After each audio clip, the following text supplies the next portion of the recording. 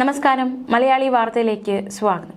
ഷാർജയിൽ ജീവനൊടുക്കിയ കൊല്ലം സ്വദേശി വിഭജികയുടെ മരണം, അതുപോലെ തന്നെ മകൾ, ഇരുവരുടെയും മരണം ആ വീട്ടുകാരെ വലിയ രീതിയിൽ സങ്കടത്തിലാഴ്ത്തിയിരിക്കുകയാണ്. മാത്രമല്ല, വീട്ടുകാർ കഴിഞ്ഞ ദിവസങ്ങളിൽ ആവശ്യപ്പെട്ട നിർണായകമായ ഒരു ആവശ്യം വിഭജികയുടെയും മകളുടെയും സംസ്കാര ചടങ്ങുകൾ നാട്ടിൽ നടത്തണം എന്നൊരാഗ്രഹം വീട്ടുകാർ മുന്നോട്ട് വെച്ചിരുന്നു. പക്ഷേ ആ ആഗ്രഹം നടക്കില്ല. കാരണം സംസ്കാരവുമായി ബന്ധപ്പെട്ട് കുടുംബങ്ങൾ തമ്മിലുണ്ടായ തർക്കങ്ങൾ അത് ഒഴിഞ്ഞിട്ടുണ്ട്. അതുമാത്രമല്ല, ഒരു ഒത്തുതീർപ്പിലേക്ക് അവർ എത്തിയിരിക്കുന്നു. അതുകൊണ്ട് തന്നെ മറ്റ് നടപടികൾ പൂർത്തിയാക്കിയാകും സംസ്കാരങ്ങൾ നടക്കുക. വിഭജികയുടെ മൃതദേഹം നാട്ടിലേക്ക് കൊണ്ടുവരും.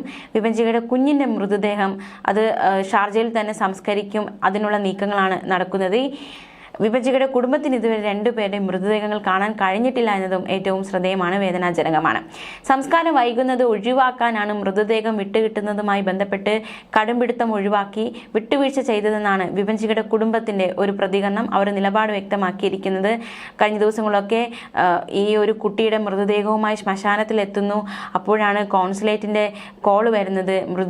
ഇപ്പോൾ സംസ്കരിക്കരുതെന്ന നിർദ്ദേശം കുടുംബത്തിന് നൽകുന്നു, അതായത് നിതീഷിന്റെ കുടുംബത്തിന് നൽകുന്നു. പിന്നാലെ സംസ്കാര ചടങ്ങുകൾ മാറ്റിവെച്ച് മൃതദേഹം വീണ്ടും സൂക്ഷിക്കുന്ന സാഹചര്യത്തിലേക്ക് കാര്യങ്ങൾ എത്തുകയായിരുന്നു.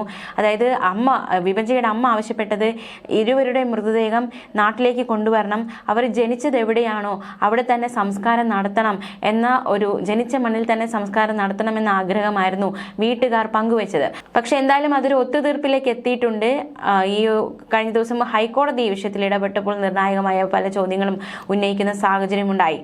വിഭജികയുടേത് ആത്മഹത്യയാണെന്ന പോസ്റ്റ്മോർട്ടം റിപ്പോർട്ടിൽ വിശ്വാസമുണ്ടെന്നും ഭർത്താവിനും കുടുംബത്തിനുമെതിരെ നാട്ടിലെ നിയമ നടപടികൾ തുടരുമെന്നും കുടുംബം വ്യക്തമാക്കി. കുഞ്ഞിന്റെയും വിഭജികയുടെയും മൃതദേഹങ്ങൾ നാട്ടിലെത്തിച്ച് സംസ്കരിക്കണമെന്നായിരുന്നു കുടുംബം ആവശ്യപ്പെട്ടത്. പക്ഷേ ഷാർജ കോടതി കഴിഞ്ഞ ദിവസം ഉത്തരവിട്ടത് ഈ കുടുംബത്തിന്റെ ആവശ്യത്തിനെതിരെയാണ്.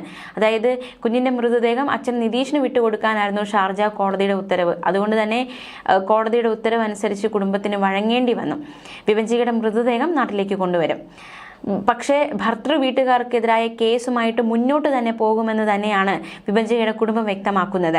വിഭജികയുടെ അമ്മ ശൈലജ നൽകിയ പരാതിയിൽ ഭർത്താവ് നിതീഷും അതുപോലെ തന്നെ നിതീഷിന്റെ സഹോദരി നീതു, പിതാവ് മോഹനൻ ഇവർ ചേർന്ന് വിഭജികയെ സ്ത്രീധനത്തിന്റെ പേരിൽ മാനസികമായും ശാരീരികമായും പീഡിപ്പിച്ചതായിട്ട് ആരോപിച്ചിട്ടുണ്ട്. ആത്മഹത്യാ പ്രേരണ, സ്ത്രീധന പീഡനം, ഗാർഹിക പീഡനം തുടങ്ങിയ വകുപ്പുകൾ പ്രകാരമാണ് കുണ്ട്ര പോലീസ് ഇവർക്കെതിരെ കേസെടുത്തിരിക്കുന്നത്. അതിനിടയിൽ കഴിഞ്ഞ ദിവസം ഷാർജ ഹൈക്കോടതി ഈ ഒരു കേസ് പരിഗണിച്ചപ്പോൾ ഈ ഹർജിയിൽ ഭർത്താവിനെ കൂടി കക്ഷി ചേർക്കാൻ ഹൈക്കോടതി നിർദ്ദേശിച്ചിരിക്കുകയാണ്.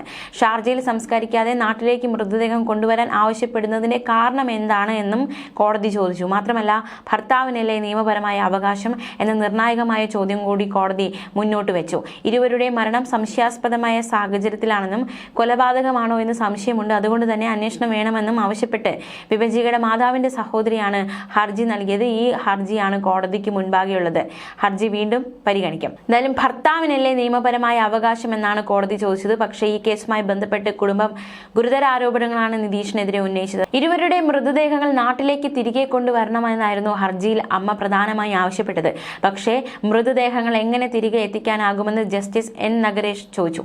മകളുടെയും കൊച്ചുമകളുടെയും മരണ വിവരം അറിഞ്ഞു മാതാവ് ശൈലജ ഷാർജയിലാണ്. കാനഡയിലുള്ള വിഭജികയുടെ സഹോദരൻ വിനോദ് ഷാർജയിലുണ്ട്. എന്തായാലും വിഭജികയുടെ കുഞ്ഞിന്റെ മൃതദേഹം ഷാർജയിൽ സംസ്കരിക്കാൻ അനുവദിക്കരുത് എന്ന ആവശ്യമായിരുന്നു ഇവർ ഹർജിയിലൂടെ ആവശ്യപ്പെട്ടിരുന്നത്. ഷാർജയിൽ പോസ്റ്റ്മോർട്ടം നടത്തിയാലും നാട്ടിലെത്തിച്ച് വീണ്ടും പോസ്റ്റ്മോർട്ടം ഉത്തരവിടണമെന്നും ഹർജിയിൽ ഇവർ ആവശ്യം ഉന്നയിച്ചതാണ്. എന്തായാലും കഴിഞ്ഞ ദിവസങ്ങളൊക്കെ നമുക്കറിയാവുന്നതുപോലെ തന്നെ വിഭജികയുടെ അമ്മ ഈ നിതീഷിനെതിരെ വലിയ രീതിയിലുള്ള ആരോപണങ്ങളാണ് ഉന്നയിച്ചത്. വിഭജിക നിരന്തരം ഗാർഹിക പീഡനത്തിന് ഇരയായി.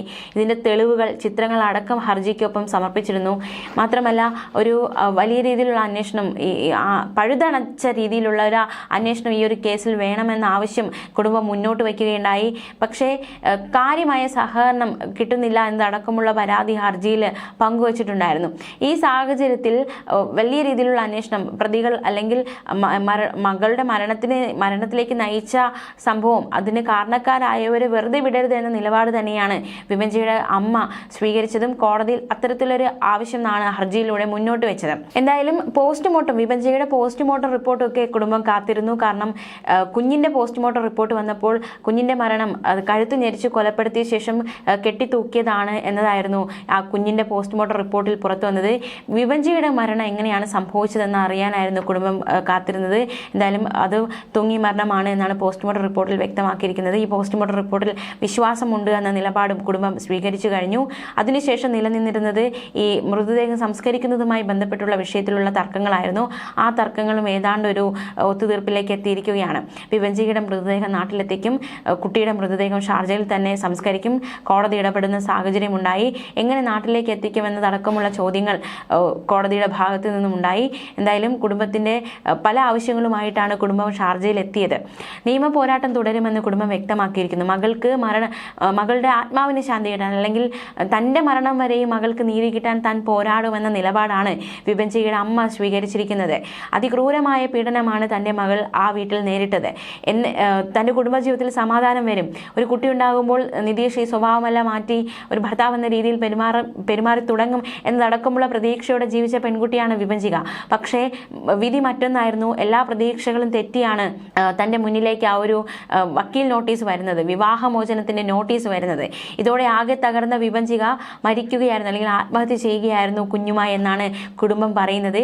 അപ്പോൾ അവർക്ക് മകളെ നഷ്ടമായതിൻ്റെ വേദന, മകൾക്ക് നീതി കിട്ടണമെന്ന ആഗ്രഹം, മാത്രമല്ല ഈ വിഭഞ്ചികയുടെ ഭർത്തൃ വീട്ടുകാർ, നിതീഷിൻ്റെ കുടുംബം അവരുടെ മകൾക്കെതിരെ നടത്തിയ ആ ഒരു ക്രൂരതകൾ, ഇതിനെല്ലാം തക്കതായ ഒരു മറുപടി അല്ലെങ്കിൽ കിട്ടണമെന്ന ആഗ്രഹം വിഭഞ്ചികയുടെ കുടുംബത്തിനുണ്ട്.